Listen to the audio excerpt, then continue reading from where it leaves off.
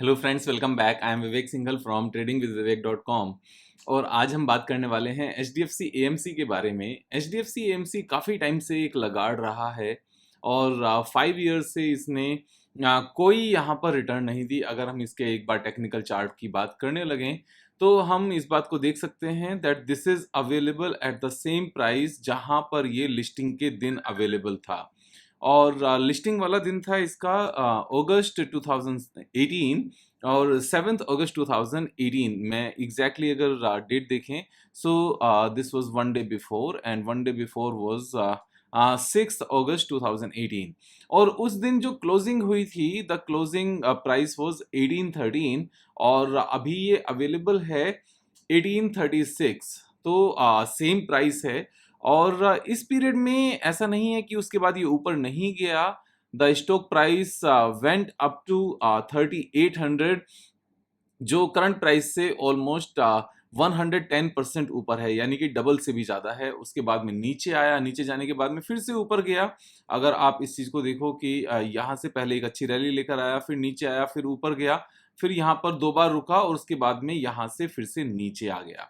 तो अगर इस पूरे हम सिनेरियो को देखें और यहाँ पर इस चीज़ को चेक करें कि जहाँ पर ये 3 बार इसने रेजिस्टेंस लिया, वहाँ 3 बार रेजिस्टेंस लेने के बाद में जब ये नीचे आया तो इस पर्टिकुलर मोमेंट पर अगर आप ध्यान से देखोगे तो एक कप विद हैंडल बनता हुआ आपको नजर आएगा। और इसका जो टारगेट हो सकता था वो टारगेट काफी ऊपर हो सकता था, लेकिन वो टारगेट नहीं आया और क्योंकि यहाँ से ब्रेकआउट भी नहीं हुआ। तो यहाँ से ब्रेकआउट नहीं हुआ, अदरवाइज इसका जो टेक्निकल टारगेट आता वो काफी ऊपर होता, 4750 के आसपास होता। लेकिन ये यहाँ से नीचे आ गया। कहाँ से? सितंबर 21 से नीचे आ गया। तो सितंबर 21 में ऐसा क्या हुआ कि एक proper cup with handle pattern बनते हुए एक बहुत अच्छी कंपनी में और वहां से नीचे आता चला गया और ऊपर नहीं गया? उसका रीजन क्या है? तो मैं आपको रीजन बताना चाहता हूं कि अगर आप निफ्टी का एक बार चार्ट ओपन करके देखो तो निफ्टी में आप एक चीज देख सकते हो कि निफ्टी में जो गिरावट आनी शुरू हुई थी, जो एक ये बहुत बड़ी रैली थी पेंडेमिक के बाद, जो रैली थी और रैली जो टॉप बना, दिस वाज द अक्टूबर 21। ये बिल्कुल सेम टाइम है अक्टूबर 21 जब निफ्टी एक जिगजैग वे में बनकर रह गई और जो रैली थी वो रैली खत्म हो गई। अभी निफ्टी को लास्ट 1.5 ईयर से एक रेंज में हम देख सकते हैं। और जब निफ्टी की बात करते हैं तो मैंने एक वीडियो बनाई भी थी कि निफ्टी में जो मूवमेंट है वो एक जिगजैग वे में है और निफ्टी को सिर्फ और सिर्फ सपोर्ट दिया गया था सिर्फ टॉप 3 4 5 कंपनीज को यहाँ पर मेंटेन करके। तो निफ्टी को तो यहाँ पर मेंटेन करा दिया गया 3 4 कंपनीज के बल पर, लेकिन निफ्टी की जो बाकी कंपनीज हैं ऑल वर डूइंग पैथेटिक। और सिर्फ निफ्टी की बड़ी कंपनीज नहीं, यहाँ पर मिड कैप स्मॉल कैप सबकी ही सिचुएशन बेकार थी। Even mid cap small cap जो पेंडेमिक के लो थे उस प्राइस तक भी चले गए थे। और यहाँ पर HDFC AMC का भी सेम हाल था। ऐसा क्यों है? इस बात को ध्यान से समझने की कोशिश करना कि HDFC AMC का बिजनेस है क्या। HDFC AMC जो भी म्यूचुअल फंड में पैसा होता है उसकी जो NAV होती है और NAV के बेस पर जो AUM कैलकुलेट होता है, AUM होता है एसेट अंडर मैनेजमेंट। तो सपोज किसी एक स्कीम में 1000 करोड़ रुपीज का फंड है और 1000 करोड़ रुपीज का फंड की वैल्यू जो है ये NAV ये टॉप पर है, सपोज सितंबर 21 पर है। जो हमारा यहाँ पर निफ्टी का टॉप बना था, अगर इस बात को देखने लगे निफ्टी का जो टॉप बना था यहाँ पर अक्टूबर 21 में 1000 करोड़ की सपोज एक वैल्यू है। तो यहाँ 1000 करोड़ की वैल्यू जब टॉप पर है, उसके बाद में मार्केट नीचे आनी शुरू हुई, मिड कैप स्मॉल कैप और कुछ कंपनीज को छोड़कर बाकी सब भी नीचे आना शुरू हुआ और वो 1000 करोड़ की वैल्यू कम हो गई। यहाँ पर सपोज 800 करोड़ रह गई। तो 1000 करोड़ रुपीस के ऊपर जो 1% यहाँ पर जो मैनेजमेंट फीस मिलती थी वो अभी 800 करोड़ रुपीस के ऊपर मैनेजमेंट फीस मिलेगी। तो अगर 1000 करोड़ रुपीस के ऊपर management fees 1% was 10 crore rupees और ये 800 करोड़ रह जाए, यानी कि नीचे आ जाए 20% सारा ओवरऑल जो पोर्टफोलियो है, तो यहाँ पर जो आपका फीस है वो 8 करोड़ रह गई 10 करोड़ से कम होकर, जबकि इस पीरियड में एक्सपेंसेस कम नहीं हुए। एक्सपेंसेस सिर्फ कौन से एक्सपेंसेस कम हुए? जो ऑफलाइन के बदले ऑनलाइन स्विच किया गया यहाँ पर, क्योंकि आज की डेट में everybody can buy from Zerodha, और जीरोधा में डायरेक्ट स्कीम्स हैं, तो वहां पर एक्सपेंसेस कम होते हैं, काफी हद तक कम हो जाते हैं, और डायरेक्ट खरीदने के ऑप्शन सभी जगह पर हैं। और डायरेक्ट स्कीम्स में क्योंकि बीच में यहाँ पर बाकी एजेंट्स नहीं होते, तो वहाँ कंपनी को काफ़ी सेव होता है। और क्योंकि ऑनलाइन होता है, यहाँ पर पेपर फॉर्म भरना और कैंप्स के थ्रू चीज़ें जाना, वो सब चीज़ें यहाँ पर बंद हो जाती हैं। तो इसका बेनिफिट कंपनी को साफ-साफ मिलता है, क्योंकि इंटरनेट पर तो एक बार हमने प्लेटफ़ॉर्म बना दिया तो वो बना दिया, उसमें बहुत ज़्यादा चेंजेस हमें करने की ज़रूरत नहीं होती। तो ये बिल्कुल बात साफ-साफ है। तो यहाँ पर खर्चे कम हुए, लेकिन वो खर्चे रेवेन्यू की वजह से कम नहीं हुए, वो टेक्नोलॉजी को चेंज करके कम हुए। तो यहाँ पर सेल्स कम हुई। अगर ये सेल्स कम नहीं हुई होती, सेल्स इसलिए कम हुई क्योंकि एयूएम कम हो गया। अगर सेल्स कम नहीं हुई होती तो ये अभी तक बहुत ज्यादा ग्रोथ होती। तो सेल्स जब कम होती है तो ऐसा नहीं है कि एसआईपी अमाउंट नहीं बढ़ती, थोड़ी सी एसआईपी बढ़ती है, एयूएम कम होता है, तो जितना अच्छा इंपैक्ट आना होता है वो कम हो जाता है। और जब मार्केट लगातार नीचे जा रही होती है तो हर किसी को पता है कि ये AMC business, mutual fund business directly market से रिलेटेड है, तो ये अच्छा परफॉर्म तब तक नहीं कर सकता जब तक मार्केट अच्छा नहीं करेगी। तो ऐसे में जो बिग साइज ऑपरेटर्स हैं या ट्रेडर्स हैं या इन्वेस्टर्स हैं, अगर वो बाय नहीं करेंगे तो ऊपर जाना बंद हो जाएगा, और धीरे धीरे रिटेलर्स परेशान होकर सेल करते रहेंगे, तो चीजें नीचे आनी शुरू हो जाएंगी। लेकिन अभी क्या सिनेरियो है, अभी जब मार्केट में लास्ट 1.5 ईयर में पैसा नहीं बना, सो बहुत सारे रिटेल इन्वेस्टर्स जो खुद को एक्टिव ट्रेडर्स मान रहे थे, बिकॉज मार्केट में एक अच्छी खासी रैली आई थी, और वो रैली अगर हम बात करने लगे कब आई थी, तो हम सबको पता है पेंडेमिक के बाद जब यहाँ पर लगातार मार्केट ऊपर जा रही थी, तो हर किसी चीज में पैसा बन रहा था, हर किसी को लग रहा था कि हम यहाँ पर पैसा कमा सकते हैं। और वैसे भी ये आपको पता है कि वर्क फ्रॉम होम वाला सिनेरियो था। वर्क फ्रॉम होम वाले सिनेरियो में it is very easy to trade, क्योंकि बॉस देख नहीं रहे होते। लेकिन जब ऑफिस वापस से जाना शुरू होता है तो एक्टिव ट्रेडिंग के ऊपर इम्पैक्ट आता है, और वापस से पैसा म्यूचुअल फंड में जाने लगता है। तो इस बात को भी अगर हम देखें तो यहाँ पर दो न्यूज में आपको दिखाता हूं कि जैसे यहाँ लिखा हुआ है, tiger global backed up stocks which had climbed to the second position among discount brokers in terms of active users, has perhaps seen the steepest fall among the larger players. It had around 2.8 million active users at the end of March this year, losing 2.6 million of them. तो आप ये देखो कि 2.6 million यहाँ पर खत्म हो गए हैं, सिर्फ 2.8 मिलियन अब बचे हैं। यानी कि जितना था उसका आधा खत्म हो गया है। 50% एक्टिव ट्रेडर्स यहाँ पर खत्म हो गए, एक्टिव यूजर्स खत्म हो गए। वो क्यों खत्म हो गए हैं? या तो पैसा खो दिया है इस पिछले 12 मंथ्स में, 15 मंथ्स में, परेशान हो गए हैं, लगता है कि इससे तो अच्छा ऑफिस के काम पर ध्यान दें, इससे तो अच्छा हम एसआईपी बढ़ा दें, और वापस से एसआईपी में पैसा आना शुरू भी हो गया है। तो अगर हम एसआईपी के पैसे को भी ध्यान में देखने लगे, the systematic investment plan means SIP inflow have hit an all-time high of 14,276 crore rupees in March 2023, Association of Mutual Funds in India data short. तो यहाँ पर 14,276 करोड़ यानी कि $2 बिलियन 1 मंथ का एसआईपी का इनफ्लो है आज की डेट में म्यूचुअल फंड में। तो जब इस बात का डर लगने लगे कि लास्ट मंथ यहाँ पर एफआईआई ने $2 बिलियन का माल बेचा, तो nothing to worry, DIIs have $2 billion to invest to capture that share holding जो एफआईआई से बेचकर जाएंगे। तो अभी एफआईआई को इस बात का पता है कि इंडियन मार्केट से रिटेलर्स का इतना पैसा आता है कि अगर वो यहाँ पर प्रेशर डालना भी चाहें तो वो उतना प्रेशर डाल नहीं पाते, क्योंकि रिटेलर्स का पैसा लगातार आ रहा है। वो कुछ बेचेंगे, इंडियन मीन्स जो डोमेस्टिक म्यूचुअल फंड्स हैं वो उसको परचेज कर लेते हैं। तो ये उनको एक रिस्क है, और ये हमारी एक ताकत है जो इंडियन मार्केट को यहाँ पर हम ही लोग दे रहे हैं। तो यहाँ हो क्या रहा है, बेसिकली जो रिटेल ट्रेडर्स थे, सेल्फ ट्रेडर्स थे, they are moving to mutual funds now. और म्यूचुअल फंड्स को जब वापस से मूव कर रहे हैं तो यहाँ पर डबल एडवांटेज हो रहा है म्यूचुअल फंड्स को।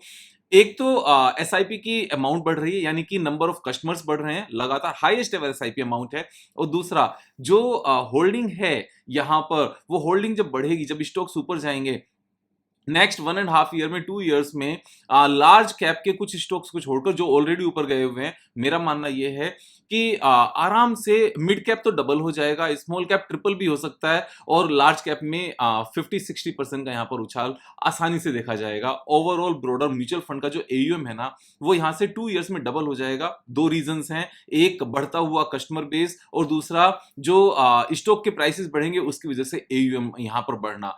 तो मेरा मानना है कि कि एचडीएफसी एएमसी जैसे म्यूचुअल फंड्स नेक्स्ट 2 इयर्स में यहाँ पर अपने ईयूएम को डबल कर लेंगे। ईयूएम को डबल करने का मतलब क्या है? ईयूएम को डबल करने का मतलब है यहाँ पर रेवेन्यू को डबल कर लेना, और क्योंकि खर्चे सेम रहने हैं, ऑलमोस्ट खर्चों में बहुत ज्यादा फर्क नहीं पड़ता, क्योंकि प्लेटफॉर्म है, सेम ही फंड मैनेजर्स हैं। It doesn't make any difference कि अगर वो फंड मैनेजर्स के जो अभी स्कीम्स हैं उनका एयूएम 5000 करोड़ रुपीस है और वो बढ़कर यहाँ पर 10,000 हो जाए तो उनको ज्यादा टीम चाहिए, ऐसा कुछ नहीं है। यहाँ पर एक ही ऑर्डर डालना है, उसी से यहाँ पर सारी चीजें हो जाएंगी। तो यहाँ खर्चे नहीं बढ़ने वाले और लगातार रेवेन्यू बढ़ते हुए वो सारा का सारा पोर्शन यहाँ पर नेट प्रॉफिट में जाकर ही ऐड होगा टैक्स के बाद में, ऑफ कोर्स। तो यहां अगर हम एक बार नेट प्रॉफिटेबिलिटी को देखने लगे तो एक चीज मैं बता सकता हूं कि जब ये कंपनी यहां पर स्टार्ट हुई थी एचडीएफसी एएमसी, और एचडीएफसी एएमसी जब लिस्ट हुई थी यहां पर अगस्त 2018 में, तो उस टाइम पर ये सेम ही प्राइस था जो अभी का प्राइस है। उस टाइम पर नेट प्रॉफिटेबिलिटी कितनी थी? तो अगस्त 18 मींस जो लेटेस्ट पब्लिश डेटा था अगस्त 18 से पहले वो मार्च 18 रहा होगा। तो मार्च 18 में अगर आप देखो तो नेट प्रॉफिट कितना था? 711, और अभी नेट प्रॉफिट कितना है? 1400, यानी कि जस्ट डबल हो गया है, एग्जैक्टली डबल है नेट प्रॉफिट तब से अब तक। और यहां से नेट प्रॉफिट नेक्स्ट 2 इयर्स में यहाँ पे सिर्फ डबल नजर नहीं आता, डबल से बहुत ज्यादा नजर आता है। उसका रीजन है डबल, तो यहाँ पर सेल्स नजर आती है और सेम प्रोपोर्शन में यहाँ पर एक्सपेंसेस नहीं बढ़ने वाले, क्योंकि ये टेक्नोलॉजी प्लेटफॉर्म पर बना हुआ है, आईटी प्लेटफॉर्म है, चीजें ऑनलाइन हैं, सब कुछ ऑनलाइन है। फंड मैनेजर्स की सैलरी भी, यस ऑफ कोर्स, उनको भी अच्छा पैसा मिलेगा, उनको भी इंसेंटिव्स मिलेंगे, लेकिन वो सेम रेशो में नहीं होगा जितनी रेशो में यहाँ पर हमारी रेवेन्यू बढ़ती हुई नजर आएगी। तो यहाँ पर नेट प्रॉफिट यहाँ से डबल तो है ही 2 इयर्स में, आप समझ कर चलो। नेट प्रॉफिट जो 1400 करोड़ का नजर आ रहा है ना, जो हाईएस्ट एवर नेट प्रॉफिट है आज तक का, वो डबल तो है ही, उसमें तो कोई दो राय है ही नहीं नेक्स्ट 2 इयर्स में।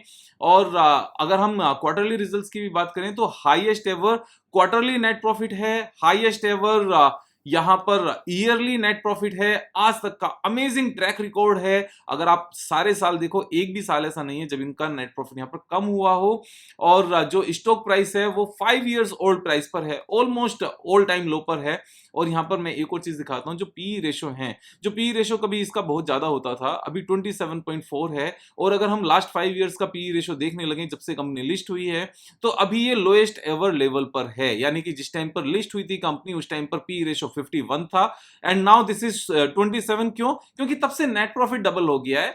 तो शेयर प्राइस सेम है, नेट प्रॉफिट डबल हो गया, तो पी रेशो यहां पर हाफ हो गया है। Median P is also 41। तो यहां से इस बात में कोई दो राय नहीं है कि स्टॉक प्राइस सबसे पहले लाइफ टाइम हाई तक जाएगा या नहीं जाएगा। और अगर लाइफ टाइम हाई तक ये स्टॉक प्राइस जाता है तो यहां से 100% से ज्यादा तो गेन है ही, but it is not going to stop there. मेरे हिसाब से जो 4 टाइम्स वाला गेन यहां से आना चाहिए, यानी कि जब आप समझो इस बात को, मैं आपको दोबारा से क्लियर करता हूं थोड़ा सा।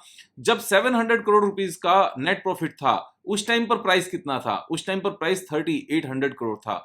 अभी जब इसका नेट प्रॉफिट नेक्स्ट 2 इयर्स में यहां से डबल हो जाएगा, 1400 से डबल हो जाएगा, यानी कि 700 करोड़ से 4 टाइम्स हो जाएगा। और जब 700 करोड़ रुपीस था तब शेयर प्राइस कितना था? तब शेयर प्राइस था 3800। और जब इसका 4 टाइम्स प्रॉफिट बैठता है तो 3800 का 4 टाइम्स यहां पर निकल कर आता है, ऑलमोस्ट 15,000 रुपीज। और अभी कितना है? 1800 है। अब अगर इस तरीके से आप देखोगे ना कि अगर सेम पी रेशो मिले जो 52 का था, आप ध्यान से समझो, जो सेम पी रेशो था at the time of listing 52, अगर 2800 करोड़ रुपीस का जो नेट प्रॉफिट हो जाएगा नेक्स्ट 2 इयर्स में, ये मेरा मानना है, मेरी समझ है, मेरी बिजनेस अंडरस्टैंडिंग है, मेरा अपना एक्सपीरियंस है, and I have a right to be wrong, उसमें कोई गलत बात नहीं है, बट पास्ट एक्सपीरियंस के बेस पर ही हम हमेशा फ्यूचर को देखते हैं। तो नेट प्रॉफिट करंट से डबल, यानी कि लिस्टिंग प्राइस से 4 टाइम्स, और लिस्टिंग प्राइस था 3800, और 3800 से अगर 4 टाइम्स होता है तो दिस इज 15,000। अब करंट में 1800 से 15,000, मैं कहता हूं अगर 2 इयर्स में नहीं होकर 4 इयर्स भी लग गए तो 1800 से 15,000 rupees is a big big amount. अगर हम यहाँ पर इस तरीके से करके देखने लगे कि कितने परसेंट होगा तो हमें शायद थोड़ा सा आइडिया लग पाएगा कि हमारा पैसा कितने गुना हो सकता है 15,000 तक जाने में। 15,000 तक जाने में हमें 734% का गेन नजर आता है, यानी कि 8 गुना, 8 टाइम्स हमारा यहाँ पर पैसा हो सकता है। तो आई एम बुलिश हियर, उसमें कोई दो राय नहीं है। I am okay to hold for 5 years to make my money 8 times। यहाँ पर रोज रोज की ट्रेडिंग से बचकर अगर सिंगल शॉट में हम यहाँ पर अपने पैसे को 8-9 गुना 10 गुना कर सकते हैं, तो उसमें कोई दो राय नहीं है। और अभी मार्केट कैपिटलाइजेशन है ही कितनी इसकी, मार्केट कैपिटलाइजेशन इज 39,000 करोड़, और ये 4 लाख करोड़ की कब हो जाएगी पता भी नहीं चलेगा। India is a growing economy. जो ये अभी 14,000 करोड़ की जो हमने एसआईपी अमाउंट देखी है ना पर मंथ की, 14,276, ये 1,40,000 करोड़ की कब हो जाएगी मंथली एसआईपी, ये भी पता नहीं चलेगा। Indian per capita income is $2,300, China's $11,000, और जितना ऊपर जाते जाएंगे ना उतनी सेविंग यहाँ पर बढ़ती जाएगी। उसका रीजन है 2,300 तक तो हमारे बेसिक खर्चे पूरे होते हैं, उसके बाद ही यहाँ पर इन्वेस्टमेंट की बात आती है। भूखे इंसान को गीता का ज्ञान नहीं दिया जाता, भूखे इंसान को इन्वेस्टमेंट की बात नहीं की जाती, लेकिन जब भूख यहाँ पर पूरी हो जाए, बेसिक नीड्स पूरी हो जाए, उसके बाद इंसान बचाने की ही सोचता है, अपना फ्यूचर सिक्योर करने की सोचता है, अपने आप को इंडिपेंडेंट करने की सोचता है। म्यूचुअल फंड सबको समझ में आता है, क्योंकि यहाँ पर अपने एफर्ट्स नहीं होते, और 15-16% का 14% का लॉन्ग टर्म में ग्रोथ आता ही आता है। आप बैक टेस्ट करके देखना। मैं लॉन्ग टर्म में भी बुलिश हूँ, शॉर्ट टर्म में भी बुलिश हूँ, और मैं आपको एक और यहाँ पर टेक्निकल चार्ट पैटर्न दिखा सकता हूँ जो बिल्कुल अभी का है, और यहाँ पर वापस से बनता हुआ नजर आ रहा है। और यहाँ पर एक छोटा सा ब्रेकआउट भी आया है, अगर आप छोटे टाइम फ्रेम पर देखो, और यहाँ पर ब्रेकआउट आ चुका है। बेसिकली मैं एक बार सारी ड्राइंग यहाँ से हटाता हूँ, और आप इसको यहाँ पर देखोगे तो ये एक कप विद हैंडल पैटर्न है, और यहाँ पर ब्रेकआउट ऑलरेडी आ चुका है। ऐसा नहीं है कि ब्रेकआउट लास्ट टाइम की तरह से नहीं आया तो क्या होगा, it has already given A breakout. तो यहाँ पर छोटे टाइम फ्रेम पर ब्रेकआउट दिखा हुआ है, उसके बाद में बड़े टाइम फ्रेम पर, और ये रुकने वाला नहीं है यहाँ पर। ऐसा मेरा मानना है। मैं आपको सिखाता रहूंगा, आपके सामने चीजें डिस्कस करता रहूंगा। मुझे अपना फर्ज नजर आता है कि अपने देशवासियों के साथ यहाँ पर आगे बढ़ा जाए, उनको साथ में आगे बढ़ाया जाए। और आपका फर्ज है यहाँ पर दोस्तों का शेयर करो, उनको सब्सक्राइब करने के लिए बोलो, उनको नॉलेज गेन करने के लिए बोलो। कल फिर मिलेंगे एक नए वीडियो के साथ, तब तक जय हिंद।